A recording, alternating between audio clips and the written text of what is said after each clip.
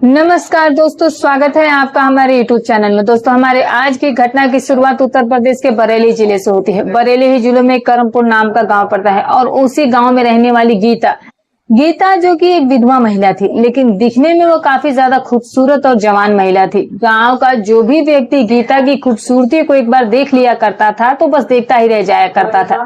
गीता के पति के ज्यादा शराब पीने की वजह से सालों पहले मौत हो चुकी थी, लेकिन फिर भी गीता जो है वो अपने आप को संभाल लेती है। गीता जो है वो इस गांव के अंदर एक अच्छी खासी किराने की दुकान भी चलाया करती थी और इसकी किराने की दुकान बहुत अच्छी चली करती थी।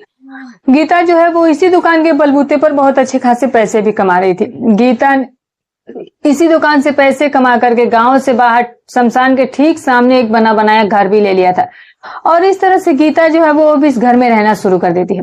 गीता जो थी वो हर रोज सुबह के 7 बजे के आसपास अपनी दुकान पर आती थी और रात के तकरीबन 9 बजे के आसपास वो अपने घर पर चली जाया करती थी। गीता के परिवार में इसका एक देवर था जिसका नाम रमेश होता है। दोस्तों, अब रमेश जो था वो एक ऐसा लड़का था जो कि एक आंख से काना होता है और उसका रंग बेहद काला होता है और उसके चेहरे की भी बनावट कुछ ठीक नहीं थी और ऊपर से ये जो रमेश था वो शराब का भी आदी व्यक्ति था। वो शराब की वजह से जो इस गीता थी वो अपने देवर को बिल्कुल पसंद नहीं किया करती थी। लेकिन रमेश एक ऐसा व्यक्ति भी था जो कि महिलाओं में काफी रुचि रखा करता था। वो अपनी भाभी पर भी हमेशा गंदी ही नजर रखा करता था। अब गीता के परिवार में इसकी सासू भी थी जिनका नाम शांति देवी होता है। शांति जो थी वो हर समय अपने घर में रहती थी और घर के छोटे मोटे कामकाज किया करती थी और जबकि गीता जो थी वो अपने दुकान का काम संभाला करती थी। अब कुछ दिनों का वक्त बीत जाने के बाद दोस्तों एक ऐसा भी दिन आ जाता है जिसमें सुबह के तकरीबन 8 बजे के आसपास का वक्त हो रहा था। गीता की जो सास होती है दोस्तों, वो अपनी बहू से कहती है कि गीता, मैं थोड़ा अपनी सहेली के घर पर जा रही हूँ तो मुझे कुछ जरूरी काम है वहां पर। और उसी समय शांति देवी पड़ोसी के घर पर चली जाती है, लेकिन घर में उस वक्त गीता बिल्कुल अकेली रह गई थी। गीता का जो देवर रमेश होता है दोस्तों, वो भी उस समय घर में ही मौजूद था। रमेश ने सुबह सुबह उठते ही थोड़ी शराब का सेवन कर लिया था। अब रमेश ये देखता है कि घर में उसकी भाभी जो है वो बिल्कुल अकेली है और इसी बात का फायदा उठाकर रमेश जो है वो अपनी भाभी के पास जाकर उनका हाथ पकड़ लेता है। लेकिन जो गीता होती है वो उसी समय अपना हाथ छुड़ाती है और फिर अपने देवर के मुंह पर एक थप्पड़ जड़ देती है और कहती है कि आज के बाद अगर तुमने मुझे हाथ लगाने की भी कोशिश की तो मैं तुम्हें घर से बाहर निकालूंगी।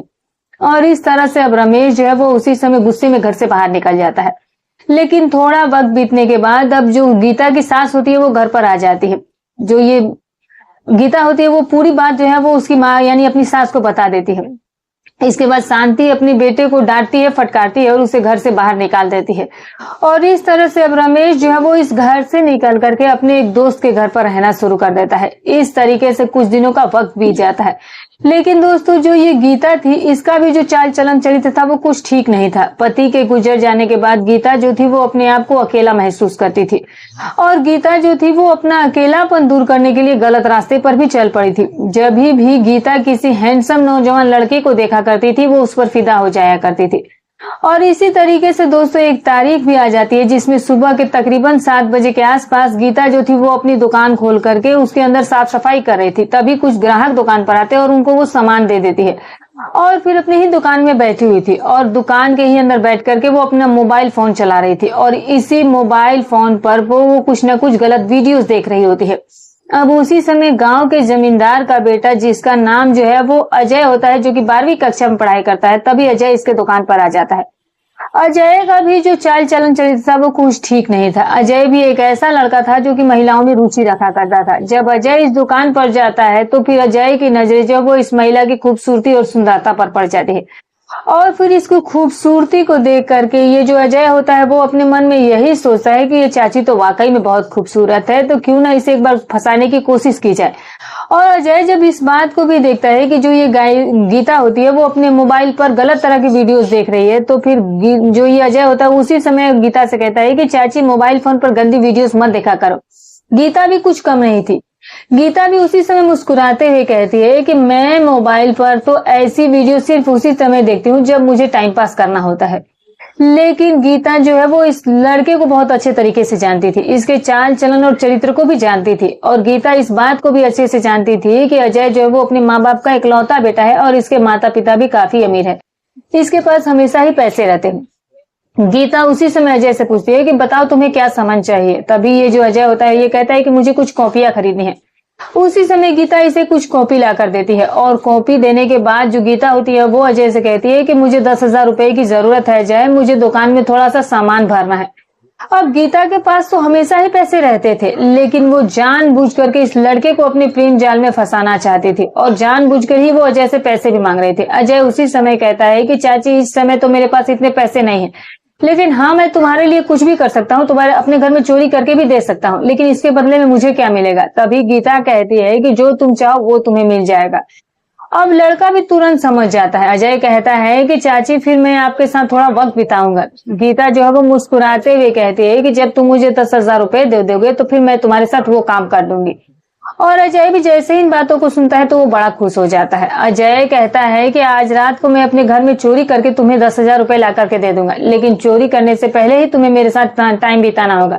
अब गीता जो है वो जैसे तैसे करके आखिर इस चीज के लिए मान जाती है। गीता कहती है कि घर में तो मेरी सास रहती है जो कि मुझ पर बाज की तरह नजर रखती है और मेरे घर के ही सामने एक शमशान है, उस शमशान में कोई आता जाता नहीं है, तो तुम ऐसा करना है कि आज रात के 10 बजे के आसपास तुम वहीं पर आ जाना और वहीं पर मैं तुम्हारा इंतजार भी करूंगी। अजय जैसे ही शमशान की बात सुनता है तो वो डर जाता है। कहता है कि शमशान में तो भूत प्रेत भी होते होंगे, तो मैं वहां पर तो नहीं जाऊंगा। लेकिन गीता जो है वो काफी चालाक महिला थी। जैसे तैसे करके वो आखिरकार अजय को इस चीज के लिए मनाने के लिए तैयार हो जाती है। वो अजय से कहती है कि अगर तुम्हें मेरे साथ टाइम बिताना है तो फिर तुम्हें वहीं पर आना होगा। अब इस चीज के लिए अजय भी मान जाता है और इस तरह से अब अजय अपने घर पर चला जाता है।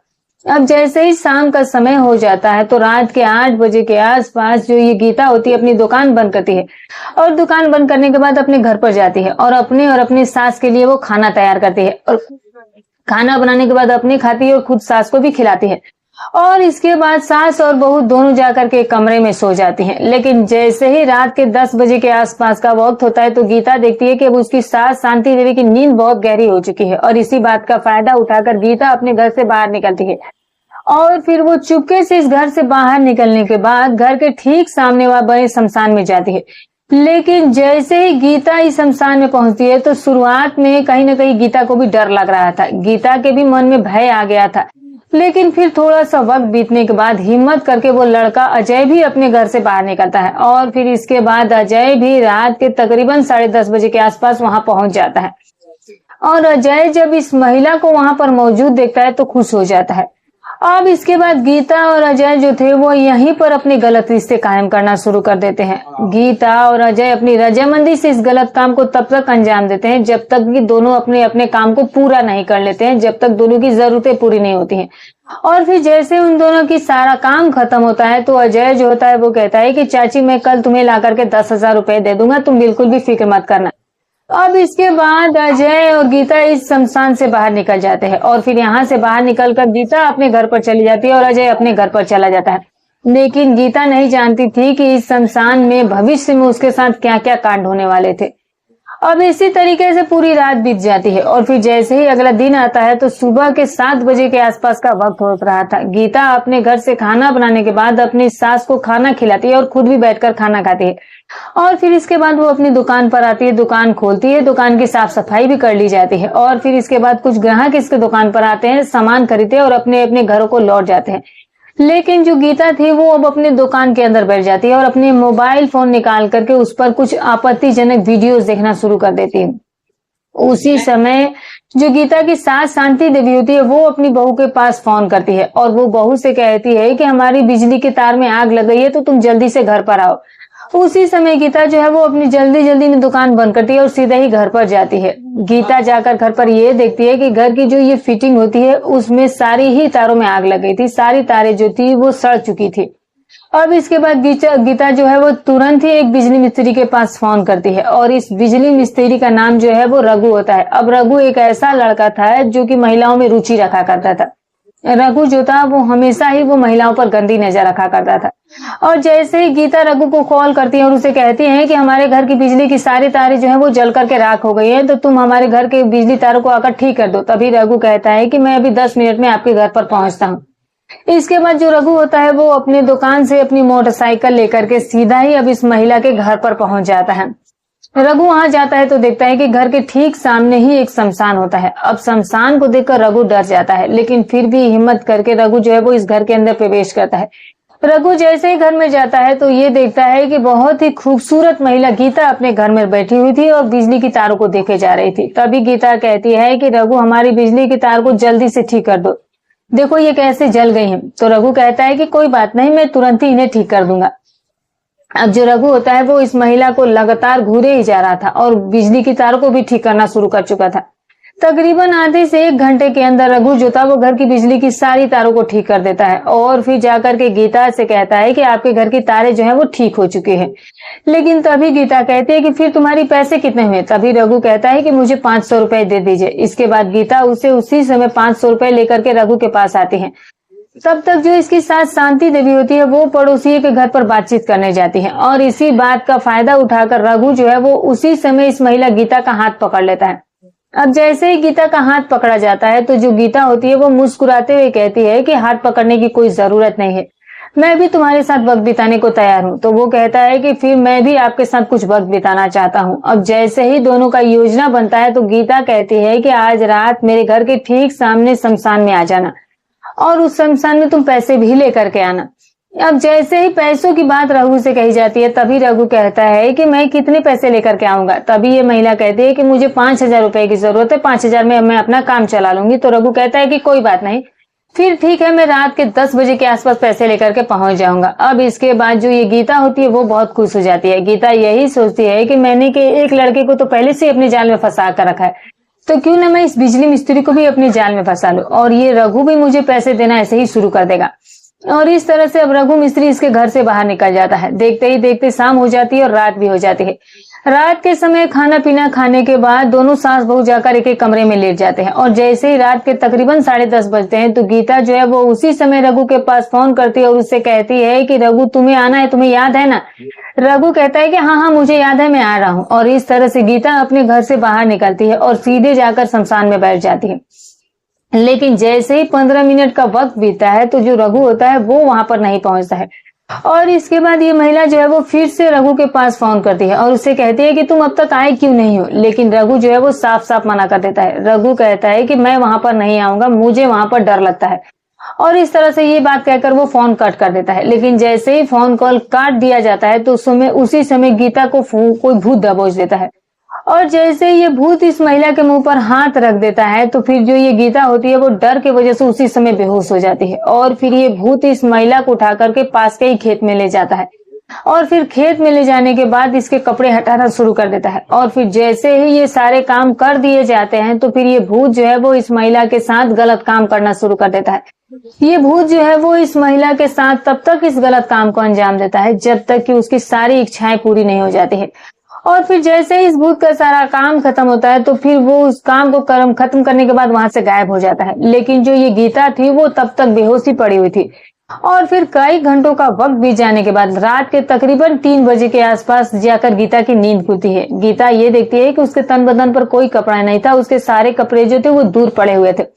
और फिर जैसे ही महिला अपनी ऐसी स्थिति को देखती है तो तुरंत अंदाजा लगा लेती है कि उसके साथ कुछ गलत हुआ है। दूसरे ही पल गीता इस बात को भी सोचती है कि यहाँ पर तो कोई आता जाता भी नहीं है, दूर दूर तक ना तो कोई इंसान रहता है और ना ही कोई दिखाई देता है। अब गीता जो है वो गलत सोचना शुरू कर देती है या ठीक सोचना शुरू कर देती है। ये बात तो गीता को भी नहीं समझ में आ रही थी। गीता का ध्यान जो था वो सिर्फ भूत प्रेत की ही तरफ चला जाता है क्योंकि गीता जो थी वो उस समय शमशान में थी। गीता अपने मन में यही सोचती है कि आज रात के समय शायद भूत ने उसके साथ ये गलत काम किया है। और ये सारी बातें सोचने के बाद जल्दी जल्दी वो अपने कपड़े पहनती है और कपड़े पहनने के बाद तुरंत रात के ही समय में अपने घर पर आती है। लेकिन आज की पूरी रात गीता को नींद कहाँ आने वाली थी। गीता जो थी वो पूरी रात जागते हुए बिता देती है और फिर जैसे ही अगला दिन सुबह होता है तो गीता ना तो अपने दुकान जाती है और ना ही घर के काम करती है। तभी जो इसकी सास होती है वो कहने लगती है कि गीता ना तो तू आज दुकान पर गई और ना ही घर में कुछ काम कर रही है, आखिर क्या बात हो गई है। तभी जो गीता होती है वो बताती है कि माँ जी आज मेरी तबीयत ठीक नहीं है और बस इसी वजह से मैं दुकान पर नहीं गई हूँ और ना ही मुझसे घर के कामकाज हो पाएंगे। उसी समय उसकी सास कहती है कि देख गीता, मुझे भी अपने मायके जाना है, 8 साल हो चुके हैं और अब मैं अभी मायके जाना चाहती हूँ और आज ही मैं जाना चाहती हूँ। तो गीता कहती है कि ठीक है कोई बात नहीं है माँ जी, लेकिन जल्दी से लौट करके आ जाएगा। अब इसके बाद सास जो है वो बहू से कहती है कि मैं 3-4 दिनों के बाद वापस आ जाऊंगी, लेकिन तब तक तुम अपना ख्याल रखना और साथ में घर का भी ख्याल रखना, और रात के समय हमेशा दरवाजा बंद करके ही सोना। अब जैसे ही ये बात बहू से कही जाती है तो बहू कहती है कि माँ जी आप जाइए, टेंशन मत लीजिए। और इस तरह से आधे घंटे का वक्त बीतने के बाद सास अपने घर से बाहर निकल करके अपने मायके के लिए चली जाती है। अब जो बहू गीता थी वो पूरा दिन इसी बात को सोच रही थी कि उसके साथ कल रात किसी भूत प्रेत ने गलत काम किया है। उसके दिमाग में बस यही बातें आ रही जा रही थी, लेकिन गीता ये नहीं जानती थी कि अब हर रात उसके साथ ही ये गंदा काम होने वाला था। और इस तरह से पूरा दिन गुजर जाता है और अब शाम का समय आ जाता है। गीता जो है वो अपने लिए खाना बनाती है और खाना बना करके खा भी लेती है। और फिर जैसे ही रात का टाइम होता है तो गीता जो है वो अकेले ही अपने घर के अंदर मौजूद थी। गीता उसी समय अपने घर का मुख्य दरवाजा बंद करके अपने कमरे में जाकर के लेट जाती है। जैसे ही रात के तकरीबन 11 बजे के आसपास का वक्त होता है तो फिर उसी समय घर का दरवाजा खुल जाता है और फिर घर के अंदर एक भूत प्रवेश कर जाता है। और ये जो भूत होता है वो इस महिला गीता को घर के ही अंदर दबोच लेता है और फिर गीता जो है वो डर के मारे फिर से बेहोश हो जाती है। और फिर इसके बाद फिर से इस भूत का खेल शुरू हो जाता है। ये भूत आज के भी रात में गीता के साथ वही हरकतें करता है और फिर जैसे उसके कपड़े हटा दिए जाते हैं तो फिर ये भूत जो है वो इस महिला के साथ गलत काम करना शुरू कर देता है। ये भूत उस महिला के साथ गलत रिश्ते कायम करना शुरू कर देता है और इस काम को तब तक अंजाम देता है जब तक कि उस भूत की जरूरत पूरी नहीं हो जाती है। और फिर जैसे ही ये सारा काम उसका खत्म होता है तो फिर ये भूत इस घर से भी गायब हो जाता है। लेकिन दोस्तों गीता तभी भी बेहोश पड़ी हुई थी, गीता को कुछ भी पता नहीं चलता है। और इस तरह से जब रात के तकरीबन 3 बजे के आसपास होता है तब जाकर गीता की आंख खुलती है तो उसके होश उड़ करके रह जाते हैं।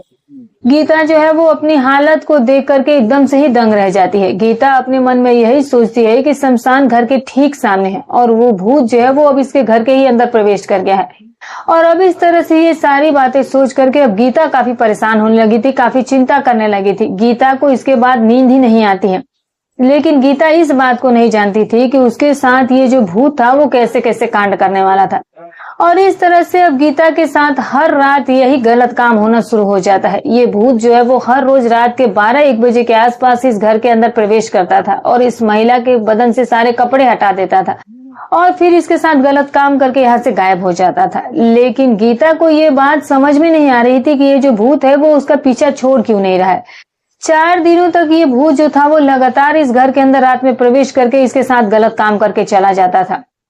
और गीता जो थी वो इस चीज को समझ ही नहीं पा रही थी कि अब वो इस चीज से पीछा कैसे छुड़ाए, कैसे वो इस समस्या से समाधान पाए। ना तो उसकी सास मौजूद थी उसके साथ ताकि वो भी उसकी कुछ मदद कर सके। ऐसे में गीता जो थी वो कहीं ना कहीं अब अकेले अपने ही घर में काफी ज्यादा डरने लगी थी, काफी ज्यादा वो सोच में पड़ गई थी। और धीरे धीरे करके 4 दिन जो था वो ऐसे ही निकल चुका था दोस्तों। अब गीता के मन में यही था कि किसी भी हालत में उसे इस चीज से छुटकारा पाना हो। और वो भूत जो था वो रोज अभी भी वही काम किए जा रहा था। अब गीता जो है वो काफी ज्यादा परेशान रहने लगी थी। गीता अपने 2 प्रेमियों तक को भूल चुकी थी। गीता ना तो अब अपनी दुकान खुला करती थी, बस घर में ही चुपचाप से पड़ी रहती थी। और जब इसकी सास इसको समझाने की अब कोशिश करती थी तो गीता जो है वो एक ही बहाना बनाती थी।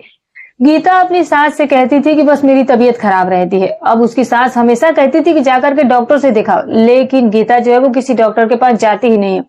और इस तरीके से कई दिनों का वक्त गुजरने के बाद फिर एक ऐसा भी दिन आ जाता है दोस्तों कि एक दिन सुबह के तकरीबन 10 बजे के आसपास का समय हो रहा था और गीता जो है वो अपने घर के छोटे मोटे घर कुछ कामकाज कर रही होती है। उसी समय गीता की एक पड़ोसन जिसका नाम कविता होता है वो इसके घर पर आती है और कविता आकर के कहती है गीता से कि गीता तू काफी दिनों से ना तो दुकान खोल रही है और ना ही घर से बाहर निकल रही है। आखिर ऐसी क्या बात हो गई है, क्या वजह हो गई है जिसकी वजह से तू परेशान और उदासी दिखाई देती है। तुम्हारी सास ने भी मुझे बताया कि तुम्हारी स्थिति जो है वो बहुत ज्यादा परेशानी की है, तो क्या बात है, और इसीलिए मैं तुमसे बात करने के लिए भी यहाँ पर आई हूँ। अब कविता और गीता जो है वो दोनों अच्छी पड़ोसन थी और दोनों अच्छी सहेलियां भी थी। तभी जो गीता होती है वो कविता के सामने रोना गिड़गिड़ाना शुरू कर देती है। जो गीता होती है वो अपनी पड़ोसन दोस्त को बताती है कि मेरे साथ रात के समय में गलत काम होता है, मेरे घर में भूत आते हैं और मेरे साथ गलत काम करके चले जाते हैं। कविता कहती है कि ऐसा तेरे साथ कब से हो रहा है। तभी कविता बताती है कि मैं एक रात शमशान में चली गई थी और मेरा कोई एक प्रेमी वहां पर मुझसे मिलने आने वाला था, लेकिन वो तो नहीं आया बल्कि वहां पर भूत आ गया और भूत मुझे वहीं पर दबोच करके मेरे साथ गलत काम वहां पर किया और फिर वहां से वो गायब हो चुका था। इसके बाद तो वो भूत अब मेरे घर पर ही आना शुरू कर चुका है। हर रात मेरे साथ गलत काम करके वो यहाँ से गायब हो जाता है। कविता जैसे ही इस महिला गीता की ऐसी बातों को सुनती है तो वो गीता से कहती है कि गीता, तेरे घर में कोई भूत प्रेत नहीं है और ना ही शमशान में कोई भूत प्रेत है, बल्कि तेरे घर में कोई और आता है और तेरे साथ ये गलत काम करके जाता है। लेकिन गीता जो थी वो इन सारी बातों पर बिल्कुल भी भरोसा नहीं करती है। गीता कहती है कि नहीं नहीं, वो भूत ही है और ये भूत ही मेरे साथ गलत काम करता है। अब कविता जो है वो गीता को ये कहती है कि फिर चलो पुलिस स्टेशन चलते हैं और वहां पर जाने के बाद पुलिस इसका समाधान बिल्कुल कर देगी। लेकिन गीता जो है वो कहती है कि नहीं, मैं पुलिस स्टेशन में नहीं जाऊंगी, इससे तो मेरी ही बदनामी होगी। तो कविता कहती है कि तुम्हारे साथ हर रात गलत काम हो रहा है और इसीलिए तुम्हें जरूर मेरे साथ चलना चाहिए। जब वो कविता उस पर ज्यादा दबाव बनाती है तो जाकर वो पुलिस स्टेशन जाने के लिए तैयार होती है और फिर इसके बाद उसकी पड़ोसन सहेली उसे लेकर नजदीकी पुलिस स्टेशन में जाती है। और पुलिस स्टेशन में जाने के बाद वहां पर एक पुलिस दरोगा होते हैं जिनको जाकर के ये अपनी कहानी बयान करती है। कविता जो है वो पुलिस दरोगा जी को बताती है कि ये मेरी पड़ोसन है और इसके साथ इसके घर के अंदर कोई भूत प्रेत आता है और हर रात इसके साथ गलत काम करके चला जाता है। जैसे ही पुलिस इनकी बातों को सुनते हैं तो हंसने लगते हैं, मुस्कुराने लगते हैं। दरोगा जी कहते हैं कि इस दुनिया में ऐसा कुछ होता ही नहीं है, बल्कि कोई इंसान ही इसके घर में प्रवेश करके इसके साथ गलत काम करके चला जाता है। लेकिन तभी कविता कहती है कि वो इंसान कौन हो सकता है, उसको आपको जल्दी ही पकड़ना होगा। तो दरोगा जी कहते हैं कि ठीक है, तुम किसी बात की फिक्र मत करो, तुम लोग घर पर जाओ। आज रात से ही मैं शादी वर्दी 2-4 सिपाही जो है वो तुम्हारे घर के ठीक सामने पहरा दिलवाना शुरू करता हूँ और फिर देखते हैं कि वो भूत है कौन। और इस तरह से कविता और गीता वापस से अपने घर लौट जाती है। अब जैसे ही रात का समय होता है तो रात के तकरीबन 10 बजे के आसपास गीता जो है वो अपनी सास को खाना खिलाती है और खुद भी खाना खाती है और फिर जाकर कमरे में लेट जाती है। जबकि सादी वर्दी में पुलिस की 3-4 कांस्टेबल घर के बाहर छिप करके पहरा देना शुरू कर देते हैं। और फिर जैसे ही रात के 11 बजे के आसपास का समय होता है तो एक इंसान दीवार फांदकर सीधे ही गीता के घर के अंदर प्रवेश कर जाता है। पुलिस चौकन्नी होती है और उसी समय पुलिस घर के अंदर प्रवेश करती है और फिर उस इंसान को पकड़ने में कामयाब हो जाती है। यह इंसान कोई और नहीं था बल्कि गीता का देवर जो रमेश होता है वही होता है। दोस्तों, रमेश को जैसे ही गिरफ्तार किया जाता है फिर उसे पुलिस स्टेशन में लाकर खूब इसकी जमकर पिटाई की जाती है। पुलिस पूछने लगती है कि रमेश, तुम जैसे घर के अंदर आते थे तो कैसे आते थे और अपनी भाभी के साथ ये तुम गंदा काम क्यों कर रहे थे। रमेश जो है वो अपनी पूरी पोल पट्टी खोलना शुरू कर देता है। रमेश पुलिस को बताता है कि मेरी भाभी का भी चरित्र जो है वो ठीक नहीं है, वो पड़ोस के कई लड़कों के साथ अपना वक्त बिता चुकी है और एक दिन रात के समय जो मेरी भाभी हैं वो पड़ोस के एक लड़के को लेकर के वहां पर शमशान में पहुंची हुई थी और फिर मैं शमशान के बाहर बैठकर शराब पी रहा था और तब मैंने उन्हें ऐसा करते हुए देख लिया और तब से मैं उनका पीछा कर रहा था। मेरी भाभी जो है वो हर रोज किसी न किसी व्यक्ति को लेकर शमशान में जाती थी और मैं अपनी भाभी के साथ इसीलिए गलत काम करने का पूरा प्लान बना चुका था। और इसके बाद मैं घर में प्रवेश करके भाभी को नशीला इंजेक्शन लगा देता था जिसकी वजह से भाभी बेहोश हो जाया करती थी और जैसे ही वो बेहोश होती थी तो फिर मैं अपनी भाभी के साथ ये गलत काम किया करता था। अब जैसे ही रमेश अपनी पूरी पोल पट्टी पुलिस के सामने रख देता है तो पुलिस इसके बाद इस रमेश के खिलाफ चार्जशीट दायर कर लेती है। अब ये बात तो भविष्य के घर में छिपी है कि रमेश को जज साहब आखिरकार क्या सजा सुनाएंगे। लेकिन दोस्तों, इस पूरे घटनाक्रम को सुनाने का हमारा उद्देश्य किसी का दिल दुखाना नहीं था, किसी की भावनाओं को आहत करना नहीं था, बस केवल आपको जागरूक करना था, आपको सचेत करना था। तो दोस्तों, फिर मिलूंगी कल एक और नई घटनाक्रम के साथ। तब तक अपना और अपने परिवार का ख्याल रखें।